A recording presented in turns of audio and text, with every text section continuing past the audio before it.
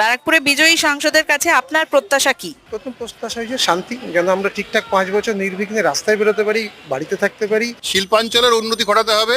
শিল্পাঞ্চলে বন্ধ কলকারখানা খোলা দরকার, নতুন কলকারখানা স্থাপন করা দরকার। প্রথম প্রত্যাশা যে সমস্ত কলকারখানা যেগুলো বন্ধ আছে সেগুলোকে খুলতে হবে, যে সমস্ত কলকারখানা চালু আছে তাদের আরো উন্নতি করতে হবে। বাঙালিরা একদম দেওয়ালে পিঠ থেকে গেছে।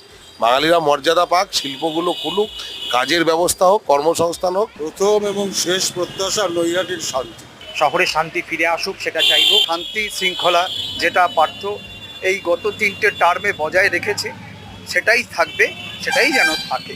অনেক উন্নয়ন এখনো বাকি আছে যেগুলো হয়নি, সেই সব উন্নয়ন এবং শান্তি বজায় রাখা। গত বছর লোকসভার নির্বাচনের পরে 8 থেকে 10 দিন কিছু বাইক বাহিনী যেভাবে আমাদের কলেজ, আমাদের স্কুল, মিউনিসিপ্যালিটি ভেঙে তছনছ করে দিয়েছিল, এটা যেন যেই জিতুক না হয়।